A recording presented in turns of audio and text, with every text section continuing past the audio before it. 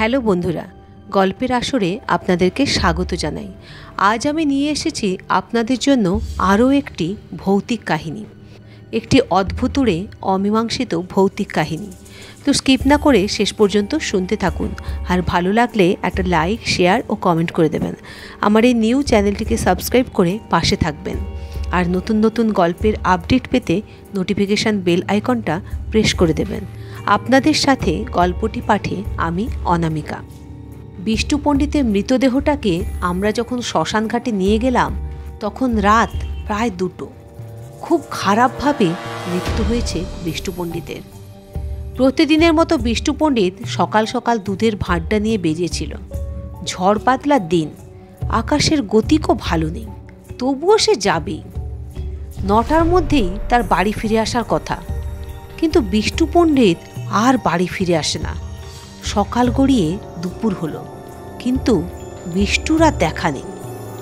কাঁদো কাঁদো হয়ে তার স্ত্রী গেল আমাদের ক্লাব ঘরে। আমরা ছেলেরা সবাই মিলে তখন ক্যারাম বোর্ডে ব্যস্ত ছিলাম।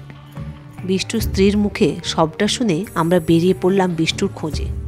পুরো গ্রাম তন্ন তন্ন করে খুঁজলাম, এমনকি বাদ যায়নি পাশের গ্রামও, কিন্তু না, বিষ্টুর কোনো দেখা নেই। দুপুর গড়িয়ে বিকেল হলো, সন্ধ্যা নেমে আসতে লাগলো। বিষ্টু পণ্ডিতকে আমরা আবিষ্কার করলাম তেমাথার মোড়ে যে বিশাল খালটা রয়েছে সেইখানে। বিভৎস অবস্থা করে রেখেছে তার, গলায় ছুরির চিহ্ন, মাথা দিয়ে রক্ত পড়ে পড়ে জমাট বেঁধে গেছে। হাতের মাঝ বরাবর জায়গায় জায়গায় কাটা। খালের জলে রক্ত মিশে জলের এক প্রান্ত তখনও টকটকে লাল দেখাচ্ছিল। আমরা ছেলেরা তাকে পাড়ে টেনে তুলে খবর দিলাম পুলিশে। এদিকে বিষ্টুর স্ত্রী সময়ে সময়ে অজ্ঞান হয়ে যাচ্ছে।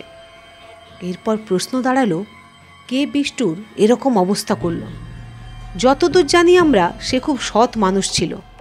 এরপর পুলিশ এলো, বিষ্টুর দেহটার সাথে আমাদেরও নিয়ে গেল থানায়। ময়না তদন্তের রিপোর্ট হাতে আসতে জানা গেল প্রায় 8 ঘন্টা আগে, অর্থাৎ সকাল 6টা নাগাদ তাকে খুন করা হয়েছিল।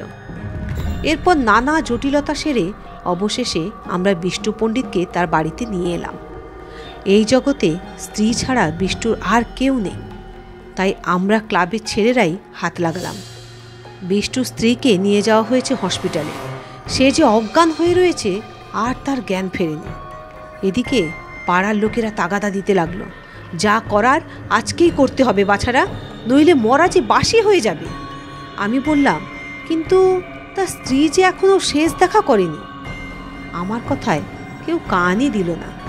কয়েকজন একস্বরে বলে উঠল, আজকেই সদ্গতি না করলে গ্রামে ঘোর অমঙ্গল নেমে আসবে। কিন্তু আমাদের ইচ্ছে ছিল বিষ্টু পণ্ডিতের স্ত্রী বিষ্টুকে একবার শেষ দেখা দেখুক, কিন্তু তার স্ত্রী যে এখনও হসপিটালে পড়ে আছে। অবশেষে একরকম বাধ্য হয়েই বিষ্টুর নিথর দেহটাকে তুলে নিয়ে শ্মশানের উদ্দেশ্যে রওনা দিলাম।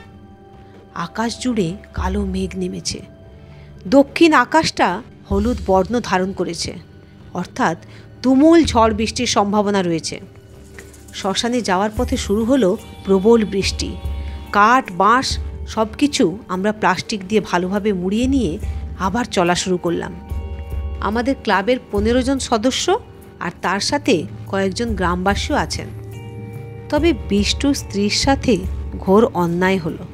অবশেষে যখন আমরা শ্মশানে পৌঁছালাম তখন রাত প্রায় 2টো। গুড়ি গুড়ি বৃষ্টি হচ্ছে, সাথে হালকা শীতল হাওয়ায় শরীর শিউরে উঠছে। এদিকে আমাদের সবার অবস্থা খুব খারাপ। এত রাতে শ্মশানে আসার অভিজ্ঞতা আমাদের কারোরই আগে ছিল না। মাঝে মাঝে শেয়ালের ডাক শুনে হৃৎপিণ্ড জোরে জোরে টান মারছে। কাঠ, বাঁশ সব কিছু সাজিয়ে বিষ্টু পণ্ডিতকে সেখানে রাখা হলো, কিন্তু এবার সমস্যা হয়ে দাঁড়ালো আগুন নিয়ে। আগুন কিছুতেই জ্বালানো যাচ্ছে না।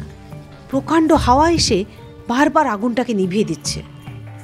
কোনো মতে আগুনটা জ্বালিয়ে বিষ্টুর চিতার নিকট ধরতেই আমাদের সবাইকে অবাক করে আতঙ্কে ফেলে দিয়ে এই ঝড় বাদলের মাঝেও কেরোসিনের শিখার মতো হঠাৎ করে দাউ দাউ করে জ্বলে উঠল চিতা। সবাই ভয়ে কয়েক হাত পিছিয়ে গেছে। বিষয়টা এমন হয়ে দাঁড়িয়েছে যে পালানোর শক্তিটুকুও আর আমাদের মধ্যে নেই। এদিকে হিমেল হাওয়ার তালে তালে ভয় পুরো শরীরকে গ্রাস করেছে। হঠাৎ করে চোখ গেল নীলুর দিকে। সে বালিতে হাত দিয়ে কি যেন আঁকছে আর বিড়বিড় করে কি যেন বলছে। আলো আঁধারিতে ঠিকঠাক করে কিছুই বোঝা যাচ্ছে না। আমি কাছে গিয়ে বললাম, নীলু, এই নীলু, কি বলছিস রে? নীলু চেঁচিয়ে উঠে বলল, সব কটাকে আজ এখানে জ্যান্ত পুড়িয়ে মারব। তার কথাটা এত জোরে ছিল যে এই শুনশান শ্মশানে বারবার প্রতিধ্বনিত হতে লাগলো। আর আমি ভয়ে কয়েক গজ দূরে ছিটকে পড়েছি। নীলু আবার চেঁচিয়ে উঠল, আমাকে তোরা শেষ দেখাটাও দেখতে দিলি না আমার মনের মানুষের সাথে? তোদেরও আজ আমি বাড়ি ফিরতে দেব না। এই বলে সে দৌড়ে গিয়ে চিতা থেকে একটি জ্বলন্ত কাঠ উঠিয়ে নিয়ে ভয়ঙ্কর রকমের নাচ জুড়ে দিল। উপস্থিত সবাই থতমত খেয়ে গেল। অবস্থাটা এমন হয়ে দাঁড়িয়েছে যে পালানোর শক্তিটুকুও হচ্ছে না। নিশ্চয়ই কোনো অপদেবতা ভর করেছে নীলুর ওপর। নীলু সবাইকে পাগলের মতো ধাওয়া করতে শুরু করলো। পড়ি কি মরি করে যে যেদিকে পারল ছুটতে লাগলো।